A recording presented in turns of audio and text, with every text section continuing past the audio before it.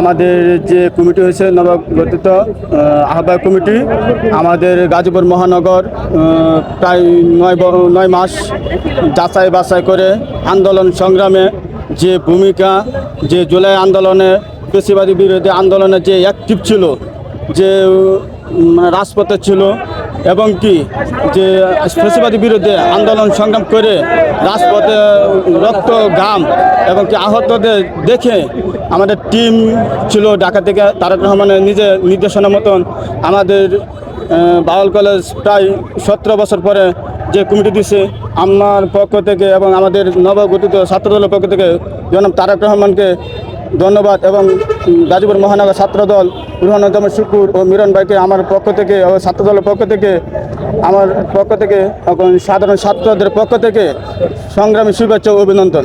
আপনারা জানেন ইতিমধ্যে আমাদের ভাওয়াল বদর আলম কলেজ শাখা ছাত্রদলের একটি নব কমিটি গঠন হয়েছে। আমরা সেই কমিটির পক্ষে আজকে আমরা ভাওয়াল কলেজ শাখা ছাত্রদল প্রত্যেকটা মেম্বারকে নিয়ে আমরা এখানে সাধারণ শিক্ষার্থীদেরকে নিয়ে আমরা আমাদের আনন্দ মিছিল ও তারেক রহমানকে ধন্যবাদ জানানোর জন্য আমরা রাজপথে নেমেছি। আমরা আজকে আমাদের এই রাজপথ থেকে আমাদের বার্তা পৌঁছে দিতে চাই যে আমরা কোনো অপশক্তিকে ভয় পাই না। মোনালিসা হেভি ফ্লো 15 পিস প্যাকেটের সাথে 8 পিসের একটি প্যাকেট একদম ফ্রি।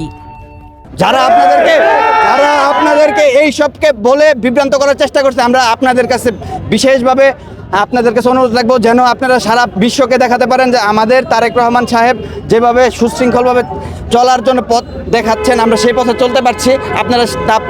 আপনারা তা প্রচার করবেন এবং আমাদের সর্বোচ্চ নেতা তারেক রহমান সাহেব সেন্ট্রাল ছাত্রদলকে একটি টিম করে দিয়েছে। আমাদের মহানগর ছাত্রদল সেই টিমকে নিয়ে সর্বোচ্চ যাচাই বাছাই করে আমাদের কমিটি গঠন করেছে।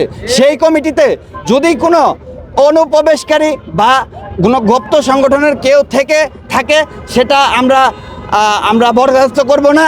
আর যারা এরকম অপপ্রচার চালাচ্ছে তারা আমাদের ছাত্রদলের কেউ না, তারা আমাদের সাংগঠনিক কাঠামো দুর্বল করানোর জন্য বিভিন্ন সময় বিভিন্ন ধরনের পায়তারা দিয়ে যাচ্ছে। আমাদের ছাত্রদলের অভিভাবক দেশনায়ক জনাব তারেক রহমান আমাদেরকে স্পষ্ট বার্তা দিয়েছে আমরা যেন সাধারণ শিক্ষার্থীদের পাশে থেকে তাদের সকল ধরনের যৌক্তিক দাবিকে আমরা যেন সমর্থন জানাই।